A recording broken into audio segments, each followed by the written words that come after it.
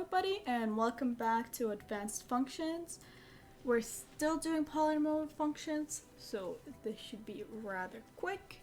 Today I will be covering chapter 1.4, which is the transformation of the following functions, which is y is equals to x to the power of n.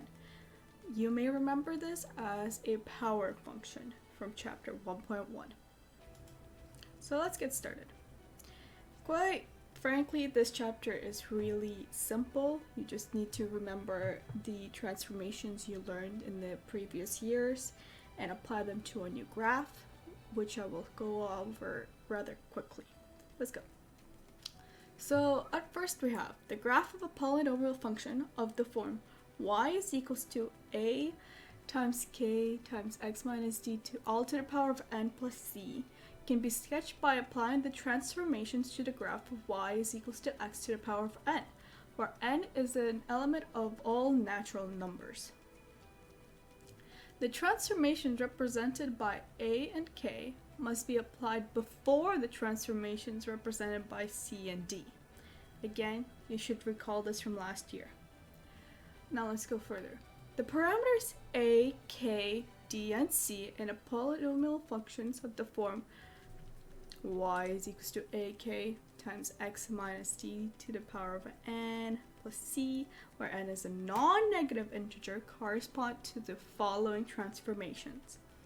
A corresponds to a vertical stretch or compression, and if a is less than 0, it has a reflection in the x-axis. Same thing goes for k. K responds to a horizontal stretch or compression, and if k is less than 0, it has a reflection in the y-axis. C corresponds to a vertical translation up or down, and finally D corresponds to a horizontal translation to the left or right. Again, if you remember this from last year, it should be pretty simple. However, if you're a little bit confused, I will explain it a little bit further.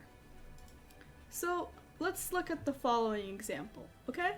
We have the power function f of x is equals to negative 4 times 0.2 times x plus 2 all to the power of 2 plus 1. What can we tell from the following form? Well, we could identify each of the following parameters. So we have a is equals to 4. Please note the fact that we don't write it as negative 4 because it has to be the absolute value. Also, here I made a little mistake, so let's edit it. K should be 0.2. Let's go. There we go. D is negative 2 because, as we remember, the form is x minus d, and here we have x plus 2, therefore it has to be negative. And lastly, we have c is equals to 1. So from here, what we could do is analyze the transformations that have occurred by writing them all down.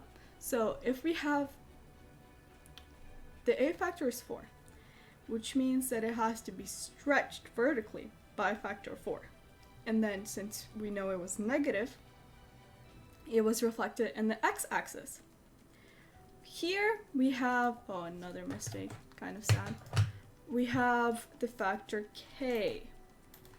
What we have to remember is that k acts a little bit differently compared to a. It is, I would describe it as nearly the opposite.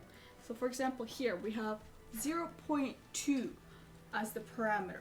However, when we're specifying the factor, we have to do 1 over k, which would in this case be 5. So since it is 5, it would be horizontally stretched by that factor instead of compressed. It would be compressed if the k value was greater than 1. The d value is negative 2. So what we have to remember is that since the original form is negative d, and then d, when it's positive, corresponds to the right, if it is negative, it is left. And then finally, we have the c is equals to 1, which means the function was translated 1 unit up. Again, I will paraphrase all of this in the following YouTube video, which will be in the description. So hopefully this gave you enough information. As you can see, today's lesson was a little bit short, so I decided to give us a little bit more homework to do, just so we could make sure we know everything. Again, I will be going over these questions in a couple of moments, but I would rather have you try them by yourself at first. Okay, well, let's get started. At first, we have question 2. Match each function with the corresponding transformation of y is equals to x to the power of n. So let's see. Here we have a negative, and then that is about it. So we have a reflection and the x-axis, since this is the a parameter. Then we have b, where we have a negative within the brackets, and then a +2, which would mean a vertical translation, but that doesn't matter here because I'm looking at this. So this should be our reflection in the y-axis. Here we have 2 negatives, which would mean it is both a reflection in the x-axis and the y-axis. And lastly, we have no modifications, which means there's no reflection. Next, we have 3. Match each function to the corresponding transformation. So the exact same type of thing. However, now we're dealing with the k and a factors themselves rather than the reflection. So the first one we have is 2 outside the brackets, which would be a vertical stretch by a factor of 2. Then we have a 2 within the brackets, which, as I said, should be the opposite when it comes to the actual factor of things. So it is 1/2, and it is within the brackets, so it's horizontal. So it's a horizontal compression by a factor of 1/2, which is 4. Then we have 1/2 outside the brackets, which would be the a factor again. So it is quite easy. It is vertically compressed by a factor of 1/2. And lastly, we have 1/2 within the brackets, which is again 1/1/2, which is 2. So it was horizontally stretched by a factor of 2. Now let's go to the next one. 4. Compare each polynomial function with the equation, we know what it is by now. State the values of the parameters and the degree n, assuming that the base function is a power function. Describe the transformation that corresponds to each parameter. Okay, so I assigned A, C, and E. Pretty easy. The easiest thing to do immediately is to find the degree of the function. So for A, it would be a 3rd degree, so a cubic function, just by looking at the little power number over here. Next, we see a 3 within the brackets, which would be the k value. So the k is equals to 3.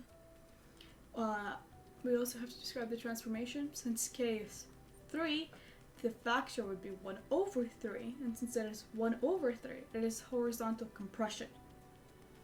Next, we have the -1, which is the c value, and since it is -1, we're translating vertically 1 unit down.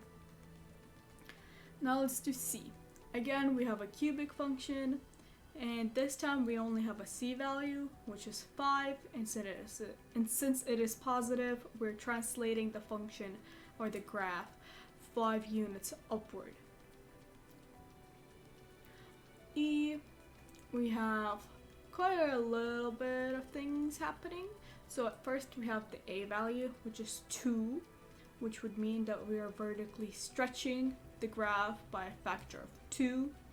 Then we have the k value is 1/3, which again the factor would be 1/1/3, which is 3. Sorry, I need to yawn. And since it is 3, we are actually horizontally stretching it by a factor of 3. Then we have the -5, which is again our c value, and if it's negative, we're going downwards, so we're going down 5 units. Pretty simple. Lastly, the degree of the function is the easiest one to find. That's just the little power. Therefore, the degree of the function is 4. Okay, let's move on to question 5 now. Match the graph of the corresponding function. Justify your choice. Okay, so let's quickly skim over these. Immediately, you can see there's only one even function. So let's just find the graph that corresponds to it. And bam, it's B. All the other ones seem like odd functions. So that was rather easy. The next one that stands out to me is 2. We have just a vertical translation downward, which is A. As you can see, it doesn't meet at the origin. Lastly, we have 1 left over and 3 left over. So let's look at 1. We have an A factor of 1 over 4 with a reflection in the x-axis. Since it's 1 over 4, which would mean it was vertically compressed, and then again reflection in the x-axis. What is vertically compressed? That would look like C to me, but we have to make sure. The other one is negative, which is a refraction in the y-axis, since it's within the bracket, since the k value, and the k value is 1 over 4, which is actually it's going to be a factor of 4 horizontally stretched. So that's fun. But also the other thing we have is this is a power of 3, this is a power of 5. So this one should definitely be increasing more rapidly, even if it was horizontally stretched. So again, let's look at the graphs. It seems to me as though this one is going up more rapidly, right? And it seems to have like a smaller slope over here. So I would say this is the power of 5 one.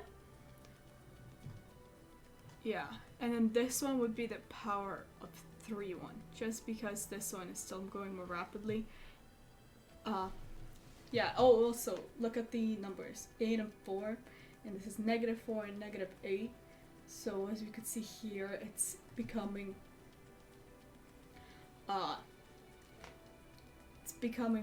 more inclined. So that's what my personal thinking is for this question. Again, you can just substitute in values and hope they fit. Like for example here, at -6, we're getting an 8. So you could just find which one matches that. But personally, it's a little bit of cheating. But again, nobody's gonna stop you from doing that on a test. So have fun with it. Let's move on to the next question, which is 6b, if I'm not wrong. Yeah, 6b. Describe the transformations that must be applied to the graph of each power function f of x to obtain the transformed function. Write the transformed equation. Okay, so we have f of x is equals to x cubed, and then y is equals to the following. So let's quickly analyze this.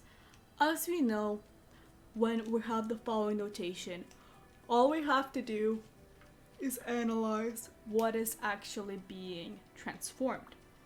In this, we have x minus 4 as the things inside the brackets for f. So clearly, all we have to do is just have x minus 4 substituted in for this function, which is x minus 4 to the power of 3. Rewriting this fully, we would have y is equals to x minus 4, also the power of 3 plus 5. And that is it. Honestly, this should be, again, review, but hopefully I reminded you of how to do these. Now let's move on to question 8c. Okay. Describe the transformation that must be applied to the graph of each power function f of x to obtain the transformed function. Write the full equation of the transformed function. Come and think, did I describe the transformations? No, I didn't. Oh. So the transformations are, we have -4 and 5. Rather easy. -4 would be a d value of 4, which would be a translation of 4 units to the right. And then since it's a positive 5, we're translating upward 5. And that is it. Now let's move on back to C, 8C. Again, we have x to the power 3. And this is what we are trying to substitute in. There you go.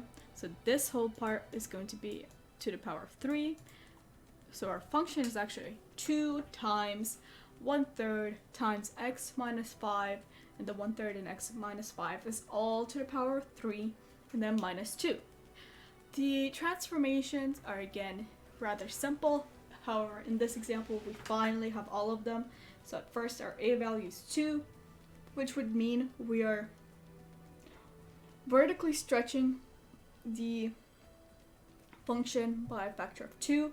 Then we have the 1/3, which again would be a factor of 3, which would mean we're horizontally stretching the function by a factor of 3. Then we have the minus 5, which is a positive 5, d value, which would mean we're moving the graph 5 units to the right. And finally, we have the negative 2, which would mean we're moving the function down 2 units.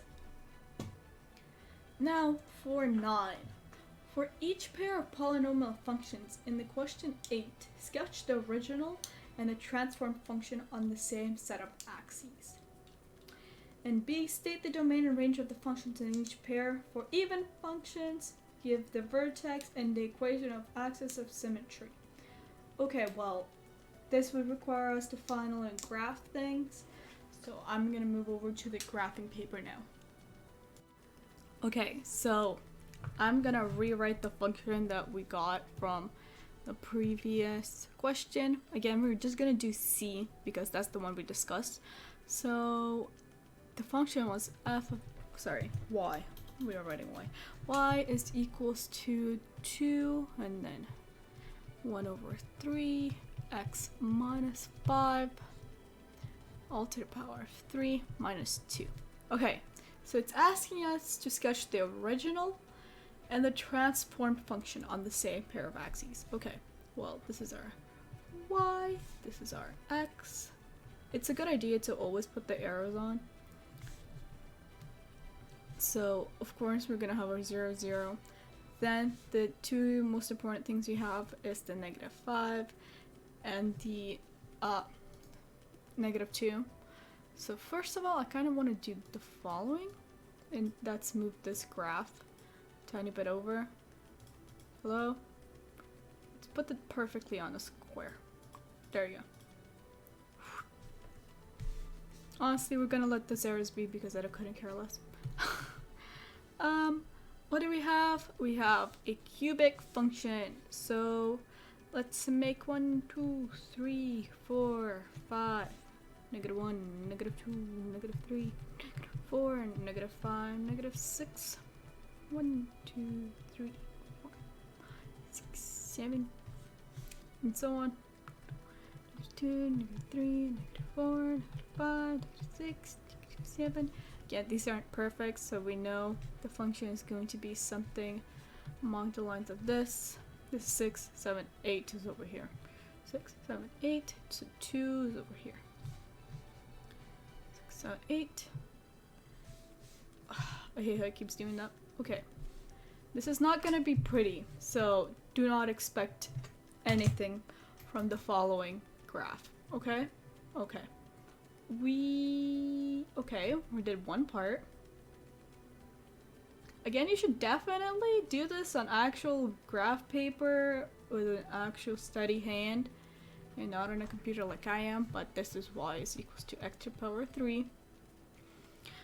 Then we have our transformation, which might become a little bit of a problem. As far as I recall, all you have to do is have a transition graph, which I personally like to do, for example, the a and the k factors, and then you could do the full thing together. So let's do that. So we know our a is 2, which means we're vertically stretching it, 2, and then we have 1/3 k. So then we have a horizontal stretch by a factor of 3, which is 1/1/3. So let's do that. 0, is always 0, right?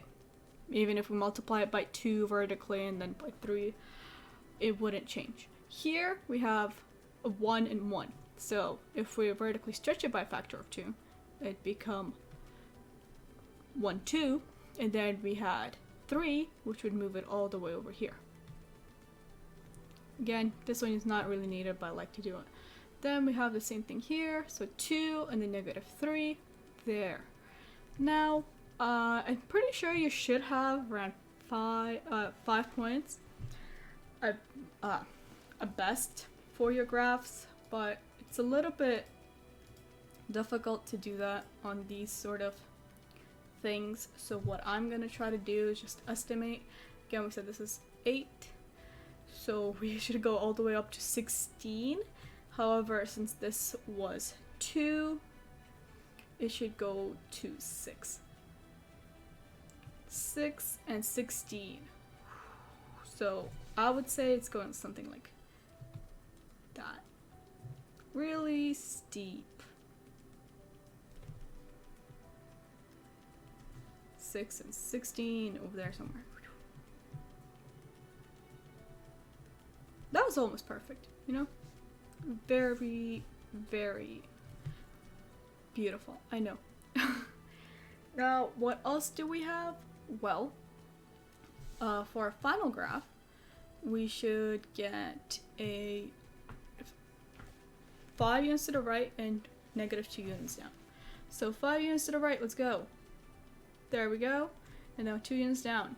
Now we just copied this shape.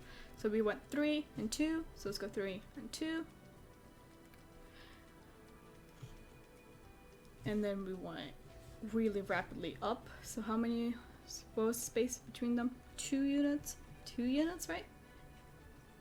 No, 3 units, sorry. 3 units and then somewhere in the sky.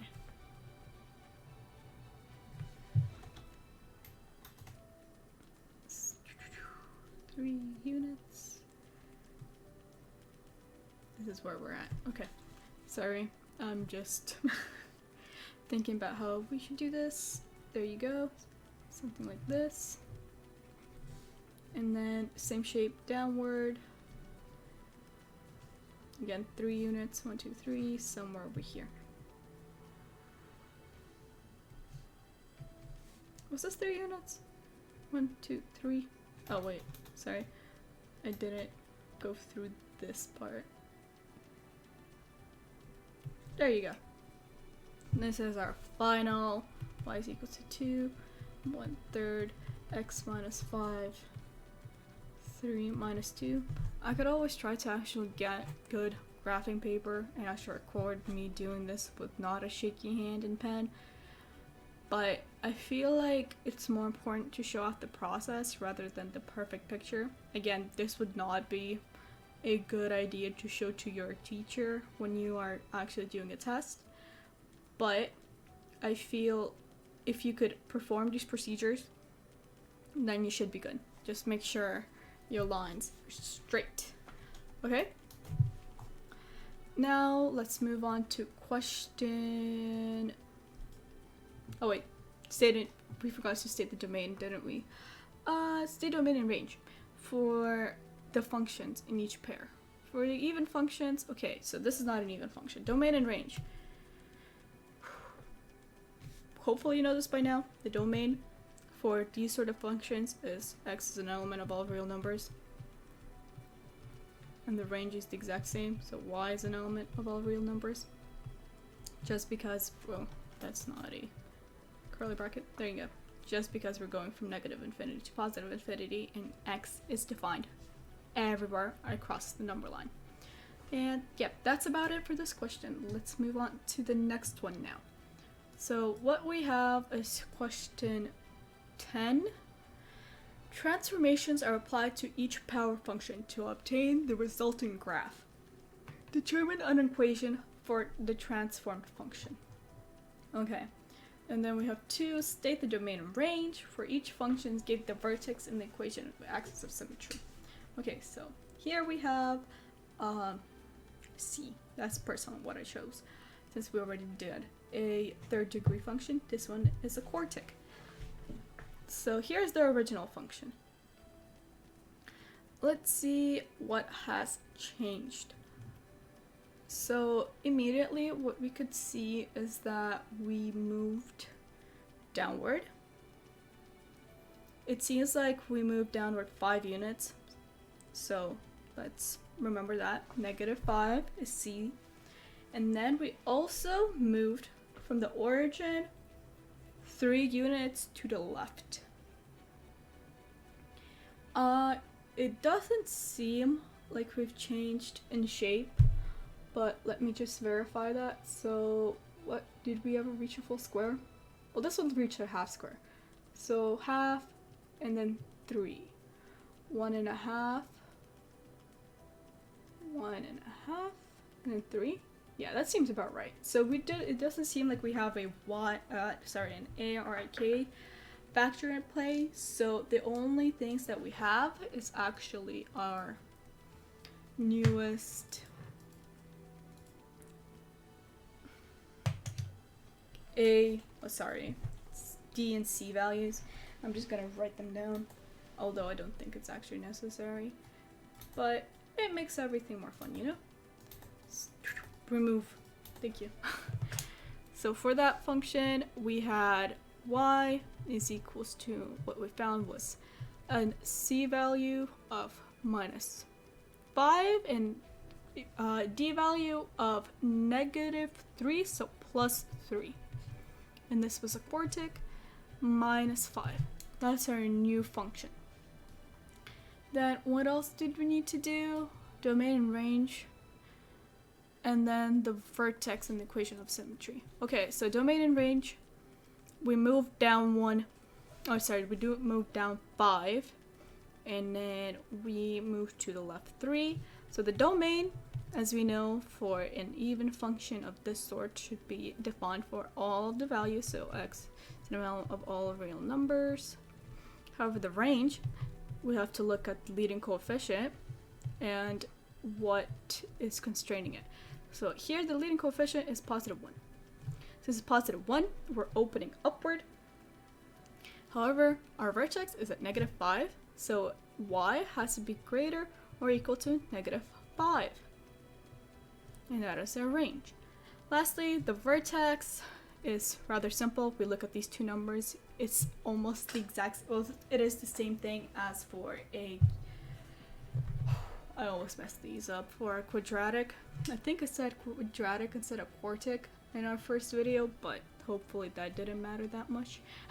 So the vertex is -3, -5. And lastly, axis of symmetry, that is where the x value is for our function. So the axis of symmetry, I know my handwriting's great, is x is equals to -3. And that is it. What else do we have left? We have 12D left. So let's do that. 12, write an equation for the function that results from the given information, given transformations. Sorry about that. The function f of x is equals to x to the power of 6. It is reflected in the x-axis, stretched horizontal by a factor of 5, reflected in the y-axis, and translated 3 units down and 1 unit to the right. Okay, and this is rather simple, so again, let's do this. Please delete, thank you. So, what do we have? F of x is equals to x to the power of 6. Then it is reflected in the x-axis, so it's equals to negative something. Is there a horizontal stretch? There's no vertical stretch, so let's just leave it at that. Then we have a horizontally stretched by a factor of 5. Since the factor of 5 is 1 over k, 1 over k is equals to 5, k is equals to 1 over 5. So, and then it also says we were reflecting the y-axis if I'm not wrong. Yeah, reflecting the y-axis, so another negative. 1 over 5. Then x, do we have a horizontal translation? 1 unit to the right, so minus 1 because and then we have our x to the power 6, and then lastly we have our c value, which is 3 units down, minus 3. So this is what we get. F of x is equals to negative 1 over 5 x minus 1 all to the power 6 minus 3. The domain and range domain and range. Domain, we have x is an element of all real numbers. Sorry. And the range, what do we have? We have it opening downwards since we have a reflection in the y-axis, so it's going like this, and then it's at negative 3. So it should be y is an element of all real numbers such that y is smaller or equal to negative 3.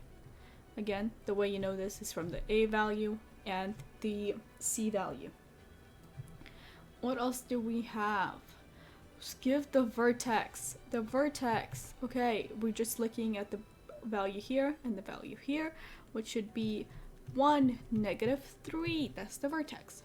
And then axis of symmetry is just the x value from the vertex, which we'll write axis of symmetry is x is equals to 1. And that is it for this question. Well, that was the lesson for today. I know it was a little bit shorter compared to the other ones, most likely. However, in a couple of days, I will be uploading both chapter 1.5 and chapter 1.6 because they're essentially really similar in the way that you do them. After that, I'm probably gonna upload a mini test question, but I'm not too sure about that, so don't rely on it. Worst case scenario, we will move on to chapter 2 in around a week. Hopefully you have learned a lot. It's been a pleasure teaching all of you. I hope you have a wonderful time. Bye bye!